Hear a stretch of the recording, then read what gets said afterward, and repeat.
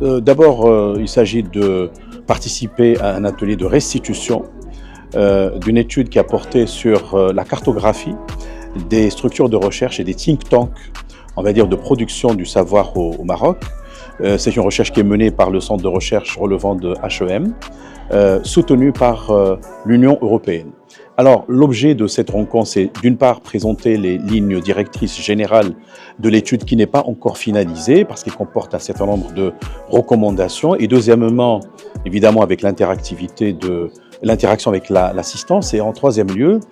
une table ronde dont j'étais aussi participant et qui a pris un peu des aspects de cette problématique ô combien complexe du lien d'une part entre la production du savoir au Maroc, les structures de recherche avec beaucoup de catégories d'appellations, les laboratoires de recherche, les centres de recherche, les think tanks, etc.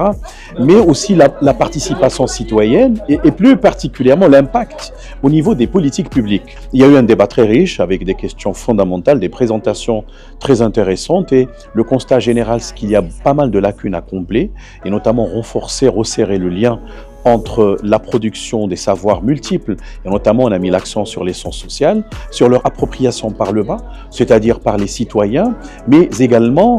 voir dans quelle mesure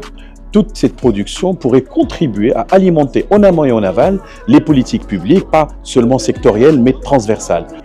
Aujourd'hui, l'atelier de restitution sur les structures de production de savoir et l'impact sur la société civile et les politiques publiques a été un exercice de restitution très intéressant dans la mesure où il nous a permis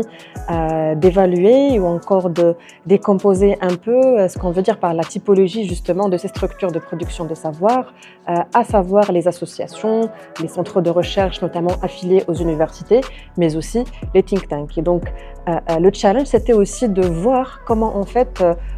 développer cette typologie par rapport au statut juridique, par rapport à la question de gouvernance, par rapport à la question du financement et la mobilisation des ressources qui en dit beaucoup aussi sur la pérennité et la continuité du travail et surtout le lien et l'impact sur les politiques publiques. Donc on le sait, le cycle des politiques publiques commence d'abord par la conception et donc cette première phase devrait être liée à ce qu'on appelle le co-design qui devrait aussi inclure la société civile dans les débats sur les politiques publiques et c'est là où on identifie qu'il y a une sorte d'absence en fait de ces structures de production de savoir dans cet exercice de co-conception ou de co-design des politiques publiques et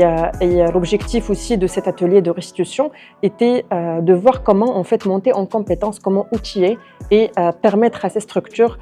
d'influer sur les politiques publiques, d'informer les décideurs à travers les données probantes, à travers donc l'expérience au niveau du terrain et de nourrir le débat sur le développement en général.